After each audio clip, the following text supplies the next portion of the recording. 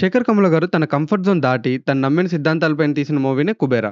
Just movie స్క్రిప్ట్‌ని develop చేయడానికే 3 years time తీసుకున్నారు. ఆ ఎఫర్ట్స్ మనకి ఫిల్మ్‌లో కనిపిస్తాయి. ఎవ్రీ సీన్, ఎవ్రీ ఫ్రేమ్ ఒక విజన్‌తో డిజైన్ చేశారు. స్క్రీన్ పైన కనిపించే సీన్స్ వెనకాల డీప్ మీనింగ్ ఉంది. 'కుబేరా'లో ఫిలాసఫీ, లేయర్స్ అండ్ హిడెన్ డీటెయిల్స్‌తో పాటు కొన్ని మిస్టేక్స్ కూడా ఉన్నాయి. అవన్నీ మిస్ అవ్వకూడదనుకుంటే వీడియోని ఎండ్ వరకు తప్పకుండా చూడండి. ఇంట్రెస్టింగ్‌గా ఉండబోతుంది. ముందుగా స్పాయిలర్ అలర్ట్. మూవీ చూసిన వాళ్ళే ఈ వీడియో చూడండి. సినిమా చూడకపోతే ఇప్పుడే వీడియో పాజ్ చేసి మూవీ చూసిన తర్వాత ఈ వీడియోకి రండి. 'కుబేరా' మూవీకి అన్నీ పర్ఫెక్ట్‌గా సెట్ అయ్యాయి. రైటింగ్ అండ్ డైరెక్షన్ నుండి యాక్టర్స్ యాక్టింగ్ వరకు, డీఎస్‌పీ మ్యూజిక్ నుండి సినిమాటోగ్రఫీ వరకు everything was top notch. Movie main theme ఏంటంటే అత్యాశకి, అవసరానికి మధ్య తేడా చూపించడం. ఒక రిచ్ పర్సన్ తనకున్న అత్యాశ వల్ల తను అనుకున్నది జరగాలని కోరుకుంటాడు. బట్ ఒక పూర్ పర్సన్ ఎలా ఆలోచిస్తాడంటే నా అవసరం తీరితే చాలు అని. అత్యాశకి, అవసరానికి ఉండే తేడాని ఈ మూవీలో బాగా ఎక్స్‌ప్లోర్ చేశారు. డైరెక్టర్ తను చెప్పాలనుకున్న దాన్ని దేవ, నీరజ్, దీపక్ అనే 3 క్యారెక్టర్స్‌తో చూపించారు. ఈ ముగ్గురు చుట్టూనే స్టోరీ తిరుగుతుంటుంది. నీరజ్ అండ్ దేవ ఇద్దరి వాల్స్‌కి చాలా డిఫరెన్స్ ఉంది. ఈ రోజుకి కడుపు నిండితే చాలు అనుకునేవాడు ఒకడు. ఎంత ఉన్నా సరే ఇంకా కావాలనుకునేవాడు ఇంకొకడు. Middle class person, beggar, ultra rich person. వీళ్ళ ముగ్గురికి మనీతో వచ్చే కాన్‌ఫ్లిక్ట్. ఏం లేనోడు బానే ఉంటాడు. ఉన్నదాంతో సరిపెట్టుకుంటాడు. అన్నీ ఉన్నోడికి ఇంకా ఏదో కావాలి. అండ్ మిడిల్ క్లాస్ పర్సన్ వీళ్ళిద్దరి మధ్యలో నలిగిపోతాడు. అదే దీపక్ క్యారెక్టర్. ఇంట్రడక్షన్ సీన్‌లో నీరజ్ అండ్ వాళ్ళ ఫాదర్ పెద్ద బిల్డింగ్ టాప్‌లో ఉంటారు. అండ్ ఇక్కడ ఫ్రేమ్‌లో వెనక వెంకటేశ్వర స్వామి ఉంటారు. ఇమ్మీడియేట్ ట్రాన్సిషన్ సీన్‌లో తిరుపతి టెంపుల్‌ని చూపిస్తూ కెమెరాని లో యాంగిల్‌కి తీసుకెళ్తారు. దీని రిప్రజెంటేషన్ ఏంటంటే ఇద్దరి లైఫ్‌కి, ఆకాశానికి, భూమికి ఉన్నంత తేడా ఉంది అని. అండ్ ఆల్సో దేవ దగ్గర ఒక పప్పీ ఉంది. తనకి డాగ్స్ మీద ఉండే ఇష్టాన్ని మూవీ స్టార్టింగ్‌లో ఇక్కడే చూపించారు. తర్వాత నీరజ్ గెస్ట్ హౌస్‌లో ఉన్నప్పుడు కూడా డాగ్స్‌కి ఫుడ్ పెడతాడు. రోబో వచ్చి గసిరినా సరే తనకి తెలియకుండా చాటుగా వచ్చి ఫుడ్ పెడతాడు. రోబో దేవాని చంపడానికి ట్రై చేసినప్పుడు డాగ్స్ తనని కాపాడటానికి రీజన్ వాళ్ళ మధ్య ఉన్న బాండింగ్. దేవా గుడి మెట్లెక్కే సీన్ తన కెరియర్‌లోనే one of the best shot అని శేఖర్ కమ్ముల గారు చెప్పారు. మెట్లెక్కే ముందు తన సరౌండింగ్స్ అంతా డార్క్‌గా ఉంటుంది. తన మైండ్ మొత్తం బ్లాంక్‌గా డార్క్‌నెస్‌తో నిండిపోయి ఉంటుంది. ఒక్కొక్క స్టెప్ ఎక్కుతూ బెగ్గర్స్‌కి మనీ ఇస్తూ ముందుకు వెళ్తాడు.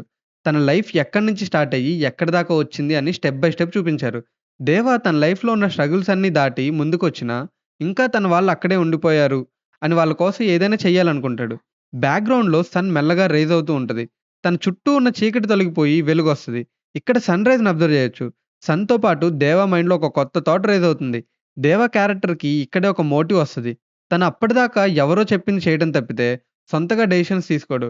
దేవా ఎప్పుడు తన పాస్ట్ ఎక్స్‌పీరియన్స్‌ని బేస్ చేసుకొని వాటికి తగ్గట్టుగా నడుచుకునేవాడు. But for the first time ఇక్కడ తన ఓన్ డెసిషన్ తీసుకుంటాడు. ఆ మనీని కావాలని అడుగుతాడు. బెగ్గర్స్‌కి అన్ని నీడ్స్ ఇవ్వటం కోసం.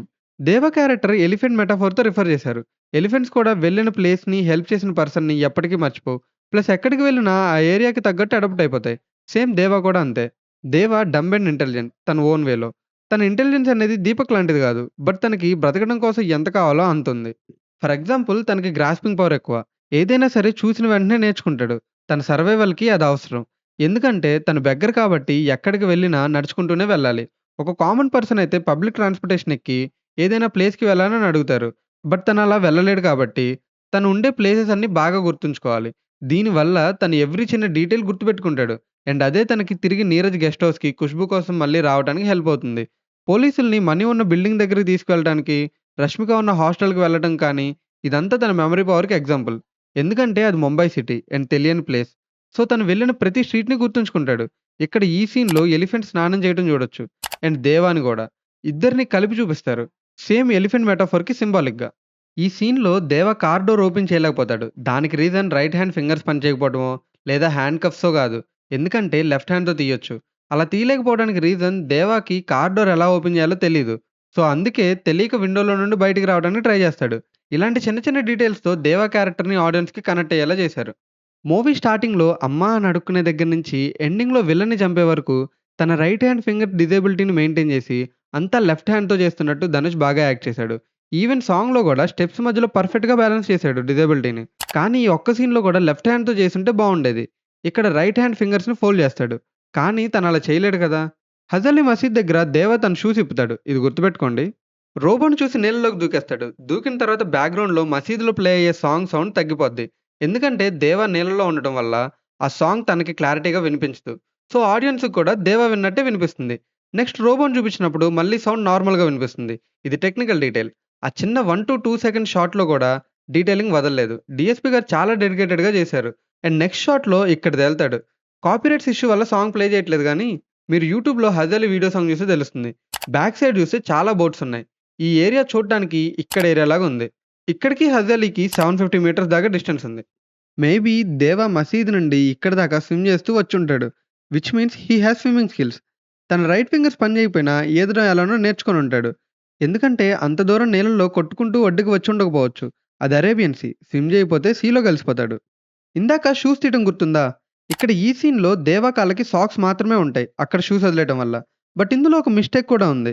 తిరిగి దేవా దీపక్ ఉండే ప్లేస్‌కొచ్చి తప్పించుకునేటప్పుడు తన కాళ్ళకి షూస్ ఉంటాయి. అది ఇక్కడ క్లియర్‌గా చూడొచ్చు. కొత్త షూస్ కొన్నాడని అనుకోలేం. తనున్న పొజిషన్‌కి ఆల్రెడీ మనీయే లేకపోతే షూస్‌కి అంత ఖర్చు పెట్టలేడు. ఇదొక కంటిన్యూటీ మిస్టేక్. నెక్స్ట్ ఇదే సీక్వెన్స్‌లో దేవా కాళ్ళకి ముల్లు గుచ్చుకున్నప్పుడు ఓన్లీ సాక్స్ మాత్రమే ఉంటాయి. దారిలో ఎక్కడా షూస్ ఇప్పలేదు. తను పరిగెడుతూనే ఉంటాడు. వచ్చే ముందు షూస్ లేవు. వచ్చిన తర్వాతున్నాయి.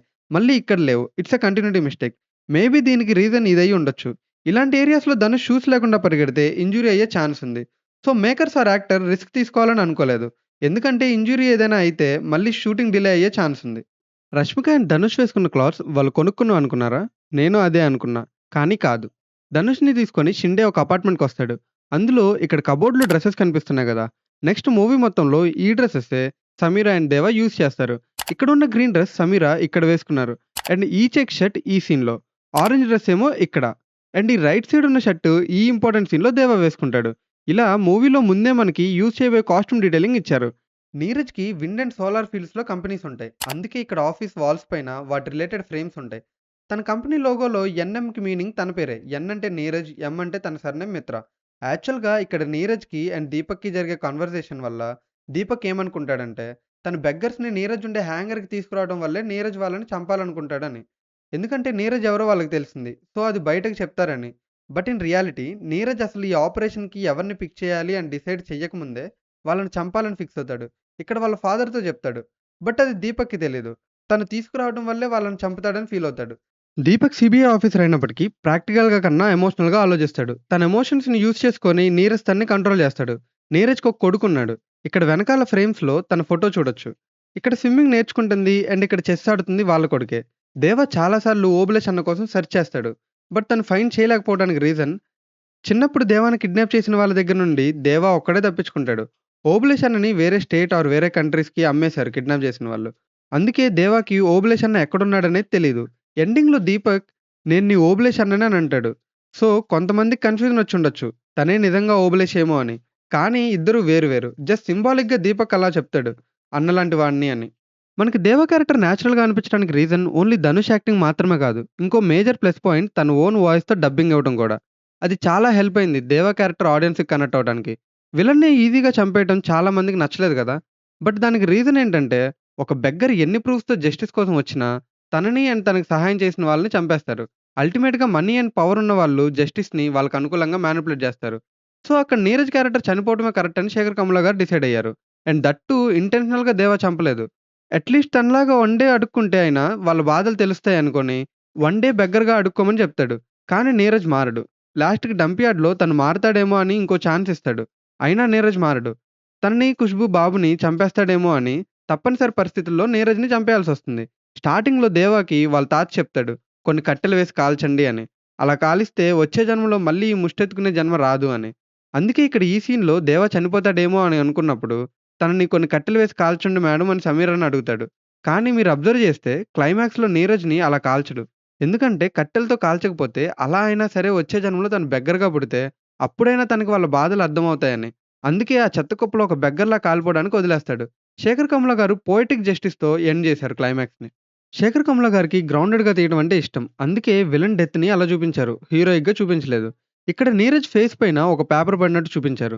మూవీ స్టార్టింగ్‌లో ఒక బెగ్గర్‌ని కాల్చేటప్పుడు ఫేస్ పైన పేపర్‌ని చూపిస్తారు. దీని రిప్రజెంటేషన్ లాస్ట్‌కి నీరజ్ కూడా బెగ్గర్‌లాగే చనిపోయాడని. శేఖర్ కమ్ముల గారు దుష్ట శిక్షణ అనే కాన్సెప్ట్‌ని బేస్ చేసుకొని క్లైమాక్స్ తీశారు. దుష్టుల్ని శిక్షించాలి అని. మనం గమనిస్తే మూవీ ఎండింగ్‌లో ఒక విలన్ ఫాదర్‌ని తప్ప ఇంకా అందరూ చనిపోతారు. ఈవెన్ దీపక్ గూడా. ఎందుకంటే దీపక్ గూడా తప్పులు చేశాడు. ఒకవేళ నీరజ్ వాళ్ళ నాన్న గూడా చనిపోయినట్టు చూపించుంటే మూవీలో లూప్ హోల్ ఏమి ఉండేది గాదు. బట్ విలన్స్ అందరూ చనిపోయినా నీరజ్ వాళ్ళ ఫాదర్ బ్రతికుండటంతో ఎప్పుడైనా సరే తిరిగి రివెంజ్ కోసం దేవాని చంపడానికి రావచ్చు. తనకి దేవా ఎలా ఉంటాడో తెలీదు. బట్ అంత పొజిషన్‌లో ఉన్న వాళ్ళకి తెలుసుకోవడం ఇంపాసిబుల్ కాదు గదా! దీపక్ సీసీటీవీ ఫుటేజ్ ఎరేస్ చేసి ట్రాన్సాక్షన్ డీటెయిల్స్ ఉన్న హార్డ్ డిస్క్ తీసుకొని వచ్చేసుండొచ్చు. బట్ దేవాని పట్టుకోవాలంటే దీపక్ కాల్ హిస్టరీ ద్వారా లేదా హ్యాంగర్‌లో CCTV footage or register office, police station footages దేని ద్వారా అయినా సరే తెలుసుకోవచ్చు. చెప్పాలంటే దీపక్ కాల్ హిస్టరీలో సమీరా నంబర్ తీసుకొని ట్రేస్ చేసి తన డీటెయిల్స్ తెలుసుకుంటే ఇంకా ఈజీగా ఫైండ్ ఔట్ చేయొచ్చు దేవాని. సో, ఇదొక్కటి చూసుకొనుంటే బావుండేది. దేవా సమీరా ఫోన్‌తో దీపక్‌కి కాల్ చేసినప్పుడు రైల్వే స్టేషన్ క్లాక్‌లో టైం 3:14 అయి ఉండిద్ది. కానీ ఇక్కడ దీపక్ ఫోన్‌లో 10:03 అనుంది. డే కూడా మండే అనుంది. ఇదొక మిస్టేక్. ఎందుకంటే సమీరా దేవాతో ఈరోజు ఫ్రైడే అని చెప్పిద్ది. మళ్ళీ కాల్ వచ్చినప్పుడు అన్‌నోన్ నంబర్ అని డిస్‌ప్లే అయ్యిద్ది. కానీ దీపక్ ట్రేస్ చేయడానికి ఏదో నంబర్ చెప్తాడు గదా! అదెలా చెప్పాడనుకుంటున్నారా? యాక్చువల్‌గా ఏంటంటే ఓటీటీ వెర్షన్‌లో ఇక్కడ నంబర్ హైడ్ చేశారు. కానీ థియేటర్ వెర్షన్‌లో మనకిక్కడ నంబర్ కనిపించిద్ది. ఇక్కడ ఫ్రేమ్‌లో చూడొచ్చు. ప్రెజెంట్ దేవా ఉంది కాటన్ గ్రీన్ రైల్వే స్టేషన్‌లో. But here phone signal Kalyan railway స్టేషన్‌లో ఉంది అంటారు. సరే maybe present Sameera Kalyan railway స్టేషన్‌లో ఉంది అనుకుంటే, స్టిల్ దీపక్ వాళ్ళు వెతకడానికి తిరిగి కాటన్ గ్రీన్ రైల్వే స్టేషన్‌కే వస్తారు. ఇది ఇంకో మిస్టేక్. నెక్స్ట్ సమీర దగ్గరికి దీపక్ వచ్చినప్పుడు ఇక్కడ చుట్టూ చీకటిగా ఉంటుంది. ఇందాక రైల్వే స్టేషన్‌లో కూడా చూసాం. టైం మిడ్‌నైట్ అని. అండ్ నెక్స్ట్ డాబా పైన మాట్లాడటానికి వచ్చినప్పుడు తెల్లారిపోద్ది. దేవ మసీద్ దగ్గర ఉన్నాడని తెలుసుకొని దీపక్ అక్కడికి వచ్చిన తర్వాత మళ్ళీ అక్కడ చీకటిగా ఉంటుంది. ఇది మూవీలో ఇంకో కంటిన్యూటీ మిస్టేక్. దేవ ప్లాస్టిక్ సర్జరీ చేయించుకుంటే తను సేఫ్. ఎవరికీ తెలీదు. వెయిట్. మరి సమీరా పరిస్థితేంటి? తనకో ఫ్యామిలీ ఉంది గదా! ఎంత పని జేశావు దేవా! నీరజ్ చచ్చిపోయాడంటే one of the main reason తనని హైర్ చేసుకున్న మనుషులే. నీరజ్‌ని ప్రొటెక్ట్ చేయడం ఆపేసి, దేవా అని అనుకున్న పర్సన్ దగ్గరికెళ్ళిపోతారు. ఒక బెగ్గర్‌ని పట్టుకోవడానికి అంతమంది వెళ్ళటం అవసరమా? I'm asking that. ఇంకొంచెం ఇంటెలిజెంట్ వాళ్ళని హైర్ చేసుకొనుంటే బావుండేది. మేబీ బతికుండేవాడేమో. Dedication less people. Wait. Dedication అంటే ఎవరో గుర్తొస్తున్నారు. అసలు డెడికేషన్ అంటే ఈ లారీ డ్రైవర్‌ది. ఇక్కడ సీన్‌లో దేవాతో ఉన్న లారీ డ్రైవర్ అంత మనీ పడేసి అందులో ఏం తీసుకోకుండా వదిలేసిపోతాడు. Really hats off to his sincerity. Work ethics అంటే ఇలా ఉండాలి. నీరజ్ హైర్ చేసుకున్నోళ్ళలా కాదు. I'm telling that. దేవా దగ్గర, నీరజ్ దగ్గర ఉన్న మనీ సేమే. బట్ ఆ మనీ కోసమే నీరజ్ మనుషుల్ని చంపేస్తాడు. అదే మనీతో దేవ మనుషుల్ని కాపాడాలనుకుంటాడు. సో, మనీ అనేది రైట్ హ్యాండ్స్‌లో ఉంటే అందరికీ మంచి జరుగుతుంది. అదే రాంగ్ పీపుల్ దగ్గరుంటే అది నాశనం చేస్తుంది. అనే దానికి రిప్రజెంటేషన్‌గా చూపించారు. నీరజ్‌కి స్టార్టింగ్‌లో చాలా మనీ ఉంటాయి. అండ్ దేవ జీరోలో ఉంటాడు. బట్ ఎండింగ్‌కొచ్చేసరికి దేవ దగ్గర మనీ ఉంటాయి. బట్ నీరజ్ ఒక బెగ్గర్‌లా చనిపోతాడు. నీరజ్ మూవీ స్టార్టింగ్‌లో దేవాకి మనీ ఇస్తాడు. అండ్ ఇక్కడ ఖుష్బూకి పుట్టిన పిల్లోడు నీరజ్‌కి మనీ ఇస్తాడు. దీన్ని 2 విధాలుగా రిప్రజెంట్ చేశారు. ఒకటి ఖుష్బూ చనిపోయింది నీరజ్ వల్లే కాబట్టి, బెగ్గరైన ఖుష్బూ కొడుకు నీరజ్‌కి భిక్షం వేయటం. అండ్ దేవాకి మనీ ఇచ్చే సీన్ సెకండ్ రిప్రజెంటేషన్. లైఫ్ అనేది ఒక సర్కిల్ లాంటిదని దేవా అండ్ నీరజ్ క్యారెక్టర్ ద్వారా చూడొచ్చు. బెగ్గర్స్ అందరిని డిఫరెంట్ లాంగ్వేజెస్ అండ్ డిఫరెంట్ ప్లేసెస్‌లో సెలెక్ట్ చేసుకోవడానికి రీజన్ వాళ్ళ మధ్య ఏ కమ్యూనికేషన్ ఉండకూడదని. మేబీ ఖుష్బూ రేప్ వల్ల ప్రెగ్నెంట్ అవుతారు. ఎందుకంటే ఎవరు కూడా వాళ్ళున్న పొజిషన్‌లో పిల్లల్ని కనాలని అనుకోరు. యాక్చువల్‌గా దేవ ఖుష్బూని కాపాడాలనుకోని తనని ఎత్తుకొని పరిగెత్తినప్పుడు స్టమక్ మీద ప్రెషర్ వల్ల బేబీ పుడతాడు.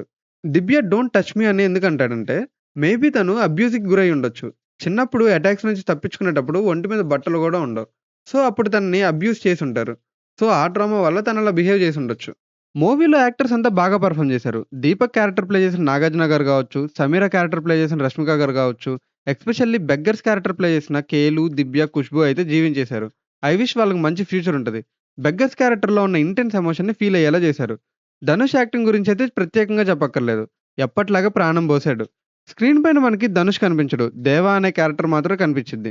కారులో రోబోతో తన్నించుకోవటం, ధనుష్ అలాంటి సీన్‌ని ఒప్పుకొని చేయటం అనేది great thing. Neeraj character play చేసిన జిమ్‌ని గూడా మెచ్చుకోవాలి. ఎందుకంటే అందరూ బెగ్గర్‌లాగా ధనుష్ చేశారంటున్నాం గానీ, ఆయన గూడా డంప్ యార్డ్‌లో యాక్ట్ చేశారు. రియల్ రోడ్స్ పైన బెగ్గింగ్ చేశారు గూడా.